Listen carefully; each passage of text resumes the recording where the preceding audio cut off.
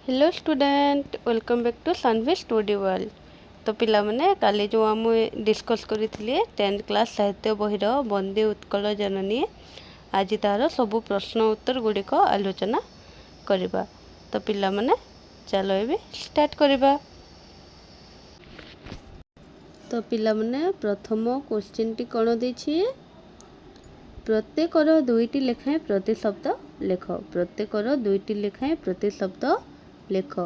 पयोधी पयोधीर कौन हेब योद्धा बा योद्धा एवं वीर। टटिनीर कौन हेब नदी एवं सरिता। समीरर कौन हेब पवन ओ वायु। भूधरर कौन हेब पर्वत एवं गिरी। उत्तजर कौन हेब उत्तजर हेब कुटीर बा पूर्णशाला। अरी अर्थ कौन हेब शत्रु बा बैरी। तो पिला माने एटा होचे तुमर आंसर पयोधी। पयोधीर अर्थ है योद्धा बा वीर। 2 नंबर टटिनी अर्थ है नदी बा सरिता। समीर अर्थ पवन वायु। भूधर अर्थ पर्वत गिरी। उत्तय अर्थ कुटीर बा पूर्णशाला। और अरी अर्थ शत्रु बा बैरी। नेक्स्ट पिला माने 2 नंबर कौन देछि निम्नलिखित शब्द गुड़िकर विपरीत बोधक शब्द लेख। निम्नलिखित शब्द गुड़िकर विपरीतार्थ बोधक शब्द लेख। शुभ्रर कौन हम शुभ्रर अर्थ हेब कला। घन अर्थ पतला। सुंदर अर्थ सुंदरर विपरीत असुंदर। पवित्रर विपरीत शब्द अपवित्र। पूर्णर हेबा पाप और दर्पितर अर्थ हेबा विनम्र। तो पिला माने देखो यार विपरीत शब्द गुड़िक शुभ्र अर्थ कला। घन अर्थ पातला। सुंदर अर्थ कुत्सित बा असुंदर। पवित्र अर्थ अपवित्र पवित्रर अपवित्र। पुण्य रहिला पाप। दर्पितर अर्थ है विनम्र। तो फिर नेक्स्ट पिला ने 3 नंबर कौन देछि निम्नलिखित शब्द गुड़ी को नहीं सार्थक्य वाक्य रचना कर। सार्थक्य वाक्य वैधूत सुशोभित राजित कलकल ज्ञान विज्ञान और उत्तज। तार चलो यार आम वाक्य गठन करवा। वैधूत गंगा जल रे वैधूत हुई मन पवित्र हुए। 2 नंबर है शोभित फूल रे शोभित बगीचाटी बहुत सुंदर देखा जाउछि। फूल रे शोभित बगीचाटी बहुत सुंदर देखा जाउछि।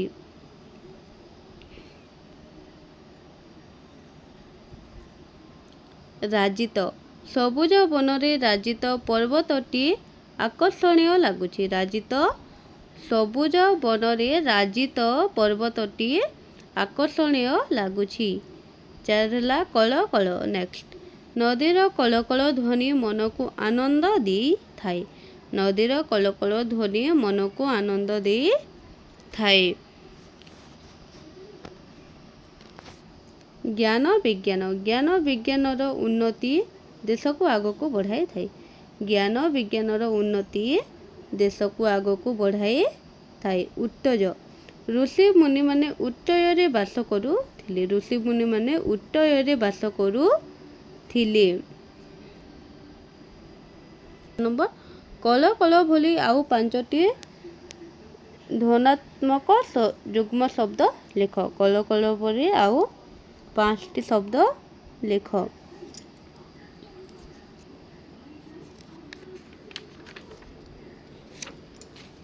तो एठारे कल कल झर झर टप टप घड़ घड़ घड़ घड़ झम झम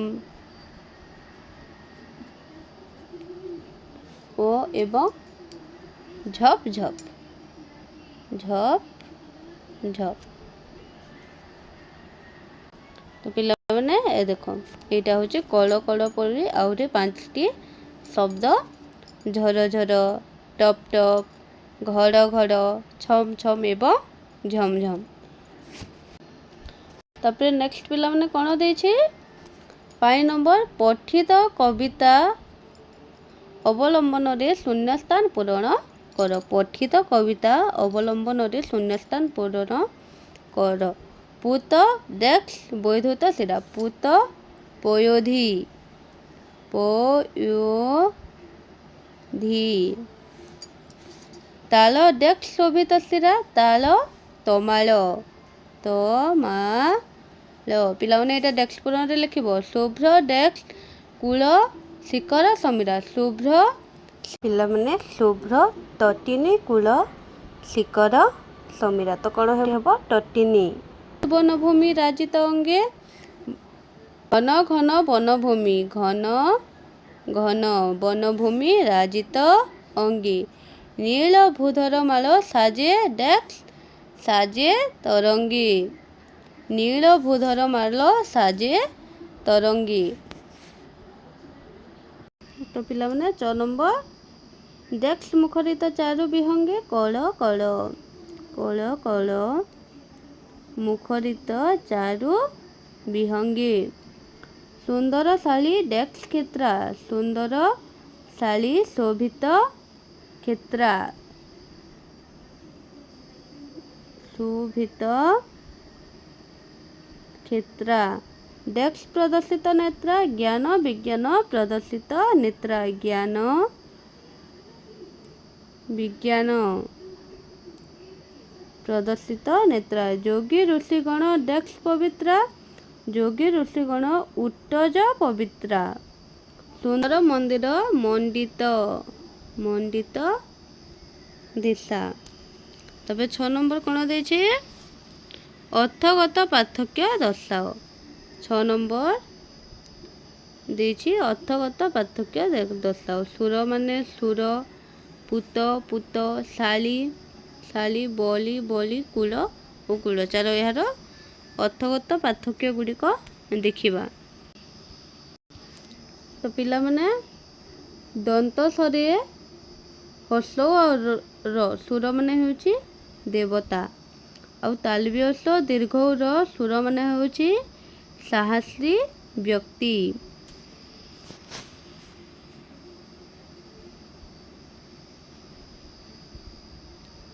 पु दीर्घ पुत माने पवित्र पु हर्ष पुत माने हेउची पुओ।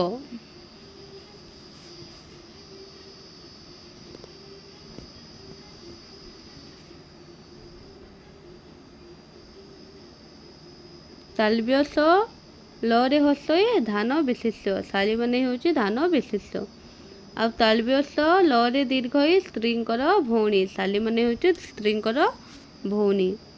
ब आउ लरे हसई बलि माने होची दान बा आहुति आउ बलि ब आउ लरे दीर्घ शक्तिशाली।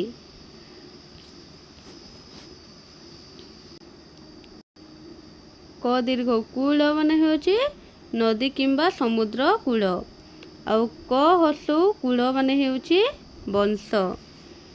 तो पिला माने एटा थिला अर्थगत पार्थक्य। चारु भाषमयी बोली काहाको कहा जायछि उत्कल जननी को चारु भाषमयी बोली कहा जायछि।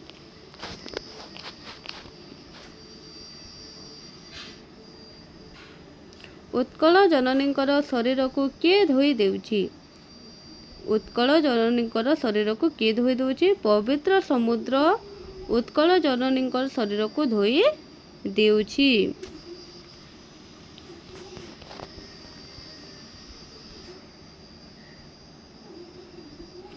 समुद्र कूल क्यों क्यों वृक्ष द्वारा शोभित समुद्र कूल क्यों क्यों वृक्ष द्वारा शोभित समुद्र कूल ताल और तमाल वृक्ष द्वारा शोभित।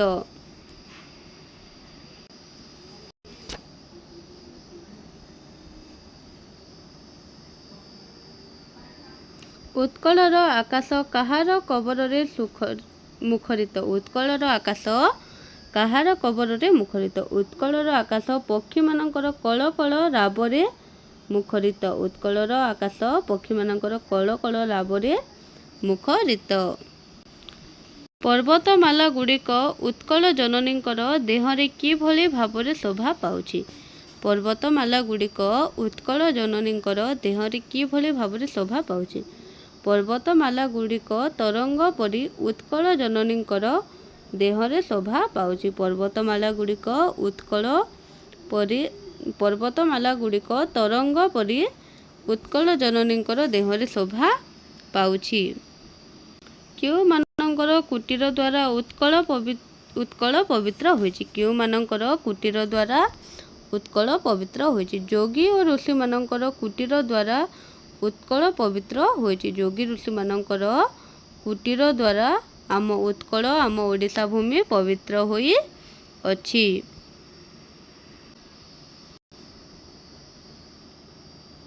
ଶ୍ରେଷ୍ଠ କବିମାନେ କାହାର କୀର୍ତ୍ତି ବର୍ଣ୍ଣନା କରିଛନ୍ତି? ଶ୍ରେଷ୍ଠ କବିମାନେ କାହାର କୀର୍ତ୍ତି ବର୍ଣ୍ଣନା କରିଛନ୍ତି? ଶ୍ରେଷ୍ଠ କବିମାନେ ଉତ୍କଳ ଜନନୀଙ୍କର କୀର୍ତ୍ତିକୁ ବର୍ଣ୍ଣନା କରିଛନ୍ତି। ଶ୍ରେଷ୍ଠ କବିମାନେ ଉତ୍କଳ ଜନନୀଙ୍କର କୀର୍ତ୍ତିକୁ ବର୍ଣ୍ଣନା କରିଛନ୍ତି। ନେକ୍ସଟ ପିଲାମାନେ କ'ଣ ଦେଇଛି? ପ୍ରସଙ୍ଗ ସରଳାର୍ଥ ଲେଖ। ପ୍ରସଙ୍ଗର ସରଳାର୍ଥ ଲେଖ। 14 ନମ୍ବର। ପିଲାମାନେ 14 ନମ୍ବର କ'ଣ ଦେଇଛି? ପୂତ ପୟୋଧି ବିଧୃତ ଶରୀରା, ତାଳ ତମାଳ ସୁଶୋଭିତ ତୀରା। ତ ପିଲାମାନେ ଏହାକୁ ଆମେ ସରଳ ଭାଷାରେ କେମିତି ଲେଖିବା? ଉକ୍ତ ପଦ୍ୟାଂଶଟି କବି ଲକ୍ଷ୍ମୀକାନ୍ତ ମହାପାତ୍ରଙ୍କ ରଚିତ ବନ୍ଦେ ଉତ୍କଳ ଜନନୀରୁ ଦିଆଯାଇଛି। ଉକ୍ତ ପଦ୍ୟାଂଶଟି କବି ଲକ୍ଷ୍ମୀକାନ୍ତ ମହାପାତ୍ରଙ୍କ ରଚିତ ବନ୍ଦେ ଉତ୍କଳ ଜନନୀ କବିତାରୁ ନିଆଯାଇଛି। ଏଠାରେ କବି ଉତ୍କଳ ଜନନୀଙ୍କର ପ୍ରାକୃତିକ ସୌନ୍ଦର୍ଯ୍ୟ ବର୍ଣ୍ଣନା କରିଛନ୍ତି। କବି ଏଠାରେ କ'ଣ ବର୍ଣ୍ଣନା କରିଛନ୍ତି? ଉତ୍କଳ ଜନନୀଙ୍କର ପ୍ରାକୃତିକ ସୌନ୍ଦର୍ଯ୍ୟକୁ ସେ ବର୍ଣ୍ଣନା କରିଛନ୍ତି। ତାପରେ ପିଲାମାନେ କ'ଣ ଲେଖିବା? କବି କହୁଛନ୍ତି ଯେ ପବିତ୍ର ସମୁଦ୍ର ଜଳ ଉତ୍କଳ ଜନନୀଙ୍କ ଶରୀରକୁ ଧୋଇ ପବିତ୍ର କରୁଛି। କବି କହୁଛନ୍ତି ଯେ ପବିତ୍ର ସମୁଦ୍ର ଜଳ ଉତ୍କଳ ଜନନୀଙ୍କର ଶରୀରକୁ ଧୋଇ ପବିତ୍ର କରୁଛି। ସମୁଦ୍ର କୂଳ ତାଳ ଓ ତମାଳ ଗଛ ଦ୍ୱାରା ସୁଶୋଭିତ ହୋଇ ଅତ୍ୟନ୍ତ ମନୋହର ଦେଖାଯାଉଛି। ସମୁଦ୍ର କୂଳ ତାଳ ଓ ତମାଳ ଗଛ ଦ୍ୱାରା ସୁଶୋଭିତ ହୋଇ ଅତ୍ୟନ୍ତ ମନୋହର ଦେଖାଯାଉଛି। ତାପରେ ନେକ୍ସଟ ପିଲାମାନେ 15 ନମ୍ବର କ'ଣ ଦେଇଛି? ଘନ ଘନ ବନଭୂମି ରାଜିତ ଅଙ୍ଗେ ନୀଳ ଭୂଧର ମାଳ ସାଜେ ତରଙ୍ଗୀ। ଘନ ଘନ ବନଭୂମି ରାଜିତ ଅଙ୍ଗେ ନୀଳ ଭୂଧର ମାଳ ସାଜେ ତରଙ୍ଗୀ। ତ ଏଠାରେ କେମିତି ଲେଖିବା? ଉକ୍ତ ପଦ୍ୟାଂଶଟି ବନ୍ଦେ ଉତ୍କଳ ଜନନୀ କବିତାରୁ ଗୃହୀତ। ଏଠାରେ କବି ଉତ୍କଳର ପ୍ରାକୃତିକ ଶୋଭା ବର୍ଣ୍ଣନା କରିଛନ୍ତି। ଏଠାରେ କବି ଉତ୍କଳର ଶୋଭାକୁ ବର୍ଣ୍ଣନା କରିଛନ୍ତି। ଆଉ କିପରି ଲେଖିବ? ଉତ୍କଳ ଜନନୀଙ୍କର ଦେହ ଘନ ଘନ ସବୁଜ ବନଭୂମିରେ ସୁସଜ୍ଜିତ ହୋଇଛି। ଉତ୍କଳ ଜନନୀଙ୍କର ଦେହ ଘନ ଘନ ସବୁଜ ବନଭୂମିରେ ସୁସଜ୍ଜିତ ହୋଇଛି।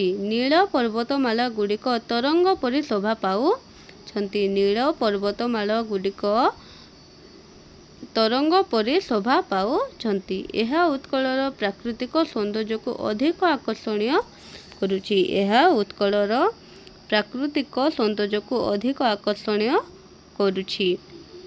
ତାପରେ ନେକ୍ସଟ ପିଲାମାନେ 16 ନମ୍ବର।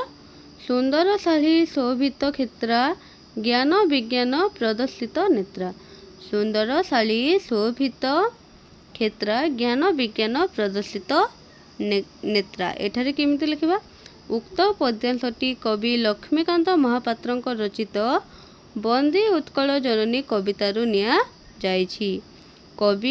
ଏଠାରେ କବି ଉତ୍କଳର ସମୃଦ୍ଧି ଓ ଜ୍ଞାନର ମହତ୍ତ୍ୱ ବର୍ଣ୍ଣନା କରିଛନ୍ତି। କବି ଏଠାରେ ଉତ୍କଳର ସମୃଦ୍ଧି ଓ ଜ୍ଞାନର ମହତ୍ତ୍ୱକୁ ବର୍ଣ୍ଣନା କରିଛନ୍ତି। ତ କିପରି ଲେଖିବା ଆମେ ତାହାକୁ? ଆମେ ଲେଖିବା ଉତ୍କଳ କ୍ଷେତ୍ର ଗୁଡ଼ିକ ସୁନ୍ଦର ଶାଢ଼ୀ ଧାନରେ ସୁଶୋଭିତ ହୋଇଛି। ଉତ୍କଳ କ୍ଷେତ୍ର ଗୁଡ଼ିକ ସୁନ୍ଦର ଶାଢ଼ୀ ଧାନରେ ସୁଶୋଭିତ ହୋଇଛି। ଏଠାରେ ଲୋକମାନେ ଜ୍ଞାନ ଓ ବିଜ୍ଞାନରେ ପାରଙ୍ଗତ ଥିବାରୁ ଉତ୍କଳର ଗୌରବ ବଢ଼ିଛି। ଏଠାର ଲୋକମାନେ ଜ୍ଞାନ ଓ ବିଜ୍ଞାନରେ ପାରଙ୍ଗତ ଥିବାରୁ ଉତ୍କଳର ଗୌରବ ବଢ଼ିଛି। ନେକ୍ସଟ ପିଲାମାନେ 17 ନମ୍ବର ଉତ୍କଳ ସୁରବର ଦର୍ପିତ ଗୋହା ଅବିକୁଳ ଶୋଣିତ ଚର୍ଚିତ ଦୋହା। ତ ଏଠାରେ କିପରି ଲେଖିବ? ଉକ୍ତ ପଦ୍ୟାଂଶଟି ବନ୍ଦେ ଉତ୍କଳ ଜନନୀ କବିତାରୁ ନିଆଯାଇଛି। ଏଠାରେ କବି ଉତ୍କଳର ବୀରତ୍ୱ ଓ ସାହସର ବର୍ଣ୍ଣନା କରିଛନ୍ତି। କବି ଏଠାରେ ଉତ୍କଳର ବୀରତ୍ୱ ଓ ସାହସକୁ ବର୍ଣ୍ଣନା କରିଛନ୍ତି। ଉତ୍କଳ ବୀର ଯୋଦ୍ଧାମାନଙ୍କର ନିବାସ ସ୍ଥାନ ଥିଲା। ଉତ୍କଳ ବୀର ଯୋଦ୍ଧାମାନଙ୍କର ନିବାସ ସ୍ଥାନ ଥିଲା। ସେମାନେ ଶତ୍ରୁମାନଙ୍କ ସହିତ ଯୁଦ୍ଧ କରି ବିଜୟୀ ହୋଇଥିଲେ। ସେମାନେ ଶତ୍ରୁମାନଙ୍କ ସହ ଯୁଦ୍ଧ କରି ବିଜୟୀ ହୋଇଥିଲେ। ଶତ୍ରୁମାନଙ୍କର ରକ୍ତରେ ସେମାନଙ୍କ ଦେହ ରଞ୍ଜିତ ହୋଇଥିଲା। ଶତ୍ରୁମାନଙ୍କର ରକ୍ତରେ ସେମାନଙ୍କର ଦେହ ରଞ୍ଜିତ ହୋଇଥିଲା। ଏହା ଉତ୍କଳବାସୀଙ୍କ ବୀରତା ଓ ସାହସକୁ ପ୍ରକାଶ କରେ। ଏହା ଉତ୍କଳବାସୀଙ୍କର ବୀରତା ଓ ସାହସକୁ ପ୍ରକାଶ କରେ। ନେକ୍ସଟ ପିଲାମାନେ ଦୀର୍ଘମୂଳକ ଉତ୍ତର। ଏଠାରେ 18 ନମ୍ବର କ'ଣ ଦେଇଛି? ବନ୍ଦେ ଉତ୍କଳ ଜନନୀ କବିତାରୁ ଉତ୍କଳର ବୈଶିଷ୍ଟ୍ୟ ଉଲ୍ଲେଖ କର। ବନ୍ଦେ ଉତ୍କଳ ଜନନୀ କବିତାରୁ ଉତ୍କଳର ବୈଶିଷ୍ଟ୍ୟ ଉଲ୍ଲେଖ କର। ତ ଏଠାରେ କିପରି ଲେଖିବ? ବନ୍ଦେ ଉତ୍କଳ ଜନନୀ କବିତାରେ କବି ଲକ୍ଷ୍ମୀକାନ୍ତ ମହାପାତ୍ର ଉତ୍କଳର ବିଭିନ୍ନ ବୈଶିଷ୍ଟ୍ୟକୁ ସୁନ୍ଦର ଭାବରେ ଚିତ୍ରଣ କରିଛନ୍ତି। ବନ୍ଦେ ଉତ୍କଳ ଜନନୀ କବିତାରେ ଲକ୍ଷ୍ମୀକାନ୍ତ ମହାପାତ୍ର ଉତ୍କଳର ବିଭିନ୍ନ ବୈଶିଷ୍ଟ୍ୟକୁ ସୁନ୍ଦର ଭାବରେ ଚିତ୍ରଣ କରିଛନ୍ତି। ଉତ୍କଳର ପ୍ରକୃତି, ସୌନ୍ଦର୍ଯ୍ୟ, ସମୃଦ୍ଧି, ଜ୍ଞାନ, ସଂସ୍କୃତି ଓ ବୀରତ୍ୱ ଏହି କବିତାରେ ପ୍ରକାଶ ପାଇଛି। ଏହି କବିତାରେ କ'ଣ ପ୍ରକାଶ ପାଇଛି? ଉତ୍କଳର ପ୍ରାକୃତିକ ସୌନ୍ଦର୍ଯ୍ୟ, ସମୃଦ୍ଧି, ଜ୍ଞାନ, ସଂସ୍କୃତି ଓ ବୀରତ୍ୱ ଏହି କବିତାରେ ପ୍ରକାଶ ପାଇଛି। କବି କହିଛନ୍ତି ଯେ ପବିତ୍ର ସମୁଦ୍ର ଉତ୍କଳ ଜନନୀଙ୍କର ଶରୀରକୁ ଧୋଇ ପବିତ୍ର କରୁଛି। କବି କହିଛନ୍ତି ଯେ ପବିତ୍ର ସମୁଦ୍ର ଉତ୍କଳ ଜନନୀଙ୍କ ଶରୀରକୁ ଧୋଇ ପବିତ୍ର କରୁଛି।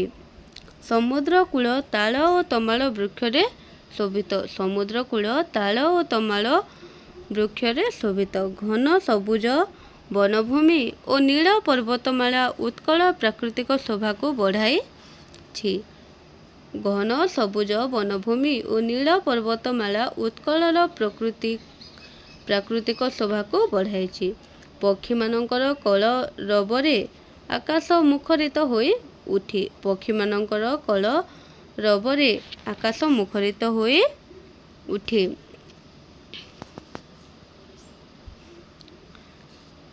ଉତ୍କଳର କ୍ଷେତ୍ର ଗୁଡ଼ିକ ସୁନ୍ଦର ଶାଳୀ ଧାନରେ ପରିପୂର୍ଣ୍ଣ। ଉତ୍କଳର କ୍ଷେତ୍ର ଗୁଡ଼ିକ ସୁନ୍ଦର ଶାଳୀ ଧାନରେ ପରିପୂର୍ଣ୍ଣ।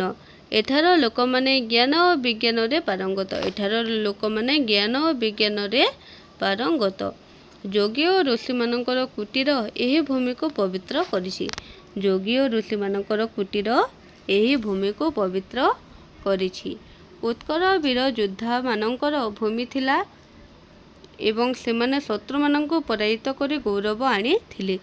ଉତ୍କଳ ବୀର ଯୋଦ୍ଧାମାନଙ୍କର ଭୂମି ଥିଲା ଏବଂ ସେମାନେ ଶତ୍ରୁମାନଙ୍କୁ ପରାଜିତ କରି ଗୌରବ ଆଣିଥିଲେ। ଏହିପରି ଭାବରେ କବି ଉତ୍କଳର ପ୍ରାକୃତିକ, ସାଂସ୍କୃତିକ ଓ ଐତିହାସିକ ବୈଶିଷ୍ଟ୍ୟକୁ ଅତ୍ୟନ୍ତ ସୁନ୍ଦର ଭାବରେ ଉପସ୍ଥାପନ କରିଛନ୍ତି। ଏହିପରି ଭାବରେ କବି ଉତ୍କଳର ପ୍ରାକୃତିକ, ସାଂସ୍କୃତିକ ଓ ଐତିହାସିକ ବୈଶିଷ୍ଟ୍ୟକୁ ଅତ୍ୟନ୍ତ ସୁନ୍ଦର ଭାବରେ ବର୍ଣ୍ଣନା କରିଛନ୍ତି ବା ଉପସ୍ଥାପନ କରିଛନ୍ତି। ତ ପିଲାମାନେ ଏଇଟା ଗଲା ତୁମର ଗୋଟିଏ ଲଙ୍ଗ କ୍ୱେଶ୍ଚିନ୍ 18 ନମ୍ବର। ତାପରେ ନେକ୍ସଟ କ'ଣ ଅଛି ଦେଖିବା। ନେକ୍ସଟ ପିଲାମାନେ 19 ନମ୍ବର ବନ୍ଦେ ଉତ୍କଳ ଜନନୀ। ବନ୍ଦେ ଉତ୍କଳ ଜନନୀ ମାତୃଭୂମି ପ୍ରଶଂସାତ୍ମକ କବିତା। ଉକ୍ତିଟିର ଯଥାର୍ଥ ପ୍ରତିପାଦନ କର। ତ ପିଲାମାନେ ଏହାର ଉତ୍ତର କିପରି ଲେଖିବ? ବନ୍ଦେ ଉତ୍କଳ ଜନନୀ କବିତାଟି ମାତୃଭୂମି ପ୍ରଶଂସାତ୍ମକ କବିତା ବୋଲି କୁହାଯାଏ। ବନ୍ଦେ ଉତ୍କଳ ଜନନୀ କବିତାଟି ମାତୃଭୂମି ପ୍ରଶଂସାତ୍ମକ କବିତା ବୋଲି କୁହାଯାଏ। କାରଣ କବି ଏହି କବିତାରେ ନିଜ ମାତୃଭୂମି ଉତ୍କଳ ପ୍ରତି ଗଭୀର ଭକ୍ତି, ସମ୍ମାନ ଓ ଭଲ ପାଇବା ପ୍ରକାଶ କରନ୍ତି। କାରଣ ଏହି କବିତାରେ ନିଜ ମାତୃଭୂମି ଉତ୍କଳ ଭୂମି ପ୍ରତି ଗଭୀର ଭକ୍ତି, ସମ୍ମାନ ଓ ଭଲ ପାଇବା ପ୍ରକାଶ କରନ୍ତି। କବି ଉତ୍କଳକୁ ଜନନୀ ରୂପେ କଳ୍ପନା କରିଛନ୍ତି। କବି ଉତ୍କଳକୁ ଜନନୀ ରୂପେ ପ୍ରକାଶ କରିଛନ୍ତି। ସେ ଉତ୍କଳର ପ୍ରାକୃତିକ ସୌନ୍ଦର୍ଯ୍ୟ, ସବୁଜ ବନଭୂମି, ନୀଳ ପର୍ବତମାଳା, ପବିତ୍ର ସମୁଦ୍ର ଓ ସୁନ୍ଦର କ୍ଷେତ୍ରର ପ୍ରଶଂସା କରିଛନ୍ତି। ସେ ଉତ୍କଳର ପ୍ରାକୃତିକ ସୌନ୍ଦର୍ଯ୍ୟ, ସବୁଜ ବନଭୂମି, ନୀଳ ପର୍ବତମାଳା, ପବିତ୍ର ସମୁଦ୍ର ଓ ସୁନ୍ଦର କ୍ଷେତ୍ରର ପ୍ରଶଂସା କରିଛନ୍ତି। ଏହା ସହିତ ଉତ୍କଳର ଜ୍ଞାନ, ବିଜ୍ଞାନ, ସଂସ୍କୃତି ଓ ବୀରତ୍ୱର ମଧ୍ୟ ବର୍ଣ୍ଣନା କରିଛନ୍ତି। ଏହା ସହିତ ସେ କ'ଣ ବର୍ଣ୍ଣନା କରିଛନ୍ତି? ଉତ୍କଳର ଜ୍ଞାନ, ବିଜ୍ଞାନ, ସଂସ୍କୃତି ଓ ବୀରତ୍ୱକୁ ମଧ୍ୟ ସେ ବର୍ଣ୍ଣନା କରିଛନ୍ତି। ଉତ୍କଳର ଯୋଗୀ, ଋଷି ଓ ବୀର ଯୋଦ୍ଧାମାନଙ୍କ ଗୌରବମୟ ଇତିହାସ କବିତାରେ ପ୍ରକାଶ ପାଇଛି। ଉତ୍କଳର ଯୋଗୀ, ଋଷି ଓ ବୀର ଯୋଦ୍ଧାମାନଙ୍କର ଗୌରବମୟ ଇତିହାସ ପ୍ରକାଶ ପାଇଛି। କବି ନିଜ ମାତୃଭୂମିର ମହିମା ଗାନ କରି ତାକୁ ବର୍ଣ୍ଣନା କରିଛନ୍ତି।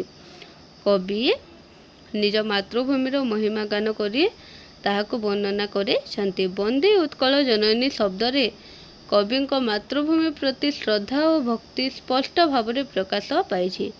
ବନ୍ଦେ ଉତ୍କଳ ଜନନୀ ଶବ୍ଦରେ କବିଙ୍କର ମାତୃଭୂମି ପ୍ରତି ଥିବା ଶ୍ରଦ୍ଧା ଓ ଭକ୍ତି ସ୍ପଷ୍ଟ ଭାବରେ ପ୍ରକାଶ ପାଇଛି।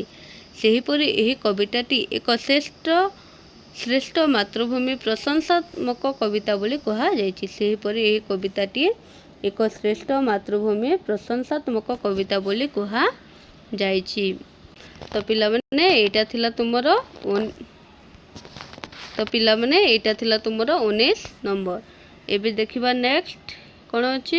ଏବେ ଅଛି ନେକ୍ସଟ ଓ last number 20 number. Bande Utkala Janani ଏକ ଜାତୀୟତାବାଦୀ କବିତା। ବିଚାର କର। ବନ୍ଦେ ଉତ୍କଳ ଜନନୀ ଏକ ଜାତୀୟତାବାଦୀ କବିତା ବୋଲି ବିଚାର କର। ଉତ୍ତର କ'ଣ ଲେଖିବା? ବନ୍ଦେ ଉତ୍କଳ ଜନନୀ କବିତାଟି ଏକ ଜାତୀୟତାବାଦୀ କବିତା। ବନ୍ଦେ ଉତ୍କଳ ଜନନୀ କବିତାଟି ଏକ ଜାତୀୟତାବାଦୀ କବିତା। ଏହି କବିତାରେ କବି ଲକ୍ଷ୍ମୀକାନ୍ତ ମହାପାତ୍ର ଉତ୍କଳବାସୀଙ୍କ ମନରେ ଦେଶପ୍ରେମ ଓ ଜାତୀୟ ଚେତନା ଜାଗ୍ରତ କରିଛନ୍ତି। ଏହି କବିତାରେ କବି ଲକ୍ଷ୍ମୀକାନ୍ତ ମହାପାତ୍ର ଉତ୍କଳବାସୀଙ୍କର ମନରେ ଦେଶପ୍ରେମ ଓ ଜାତୀୟ ଚେତନା ଜାଗ୍ରତ କରିଛନ୍ତି। କବି ଉତ୍କଳର ପ୍ରାକୃତିକ ସୌନ୍ଦର୍ଯ୍ୟ, ସଂସ୍କୃତି, ଜ୍ଞାନ ଓ ବୀରତ୍ୱ ବର୍ଣ୍ଣନା କରି ଲୋକମାନଙ୍କ ମନରେ ଗର୍ବ ସୃଷ୍ଟି କରିଛନ୍ତି। କବି ଉତ୍କଳର ପ୍ରାକୃତିକ ସୌନ୍ଦର୍ଯ୍ୟ, ସଂସ୍କୃତି, ଜ୍ଞାନ ଓ ବୀରତ୍ୱର ବର୍ଣ୍ଣନା କରି ଲୋକମାନଙ୍କର ମନରେ ଗର୍ବ ସୃଷ୍ଟି କରିଛନ୍ତି। ଉତ୍କଳର ବୀର ଯୋଦ୍ଧାମାନେ ଶତ୍ରୁଙ୍କୁ ପରାଜିତ କରିଥିଲେ ବୋଲି କବି ଉଲ୍ଲେଖ କରିଛନ୍ତି। ଉତ୍କଳର ବୀର ଯୋଦ୍ଧାମାନେ ଶତ୍ରୁଙ୍କୁ ପରାଜିତ କରିଥିଲେ ବୋଲି କବି ଉଲ୍ଲେଖ କରିଛନ୍ତି। ଏହା ଉତ୍କଳବାସୀଙ୍କ ସାହସ ଓ ଦେଶପ୍ରେମକୁ ପ୍ରକାଶ କରେ। ଏହା ଉତ୍କଳବାସୀଙ୍କ ସାହସ ଓ ଦେଶପ୍ରେମକୁ ପ୍ରକାଶ କରେ। କବିତାରେ ମାତୃଭୂମିକୁ ଜନନୀ ରୂପେ କଳ୍ପନା କରାଯାଇଛି। କବିତାରେ ମାତୃଭୂମିକୁ ଜନନୀ ରୂପେ କଳ୍ପନା କରାଯାଇଛି। ଜନନୀ ପ୍ରତି ଯେପରି ସନ୍ତାନର ଭଲ ପାଇବା ଓ ସମ୍ମାନ ଥାଏ, ସେହିପରି ନିଜ ଦେଶ ପ୍ରତି ଭଲ ପାଇବା ଓ ଭକ୍ତି ରଖିବାକୁ କବି ଆହ୍ୱାନ କରିଛନ୍ତି। ଜନନୀ ପ୍ରତି ଯେପରି ସନ୍ତାନର ଭଲ ପାଇବା ଓ ସମ୍ମାନ ଥାଏ, ଆମେ ଯେପରି ଆମ ମାଆକୁ ଭଲ ପାଇବା ଓ ସମ୍ମାନ ଦେଉଛୁ, ସେହିପରି ନିଜ ଦେଶ ପ୍ରତି ମଧ୍ୟ ଭଲ ପାଇବା ଓ ଭକ୍ତି ରଖିବା ପାଇଁ କବି ଆହ୍ୱାନ କରିଛନ୍ତି। ଏହି କବିତା ଓଡ଼ିଆ ଜାତିର ଏକତା, ଗୌରବ ଓ ଜାତୀୟ ଚେତନାକୁ ଜାଗ୍ରତ କରିଥାଏ। ଏହି କବିତା ଓଡ଼ିଆ ଜାତିର ଏକତା, ଗୌରବ ଓ ଜାତୀୟ ଚେତନାକୁ ଜାଗ୍ରତ କରିଥାଏ। ତେଣୁ ବନ୍ଦେ ଉତ୍କଳ ଜନନୀକୁ ଏକ ଶ୍ରେଷ୍ଠ ଜାତୀୟତାବାଦୀ କବିତା ବୋଲି କୁହାଯାଇଛି। ତେଣୁ ବନ୍ଦେ ଉତ୍କଳ ଜନନୀକୁ ଏକ ଶ୍ରେଷ୍ଠ ଜାତୀୟତାବାଦୀ କବିତା ବୋଲି ବର୍ଣ୍ଣନା କରାଯାଇଛି ବା କୁହାଯାଇଛି। ତ ପିଲାମାନେ ଆମେ ଯେଉଁ ଆଜି ଡିସ୍କସ୍ କଲେ ସବୁ କ୍ୱେଶ୍ଚିନ୍ ଆନ୍ସର୍ ଗୁଡ଼ିକ ମୁଁ ଭାବୁଛି ତୁମେ ବୁଝିପାରିଥିବ। ଆଉ ଆଜିର କ୍ଲାସ୍ଟି ଏଇଠି ଶେଷ କରିବା। ତୁମକୁ ଯଦି କ୍ୱେଶ୍ଚିନ୍ ଆନ୍ସର୍ର PDF ଦରକାର ତାହେଲେ ମୁଁ ଡେସ୍କ୍ରିପ୍ସନ୍ରେ ଆମ ଟେଲିଗ୍ରାମ ଚ୍ୟାନେଲ୍ର ଲିଙ୍କ୍ ଦେଇଦେବି। ସେଠିକି ଯାଇ ତୁମେମାନେ PDF ଗୁଡ଼ାକ ଡାଉନଲୋଡ଼୍ କରିନେବ। ଆଉ ଯଦି ଭିଡ଼ିଓଟି ଭଲ ଲାଗିଲା ତାହେଲେ ଲାଇକ୍, ସେୟାର୍ ଆଉ ସବସ୍କ୍ରାଇବ୍ କରିବାକୁ ଭୁଲିବ ନାହିଁ। ରହିଲି, ଧନ୍ୟବାଦ।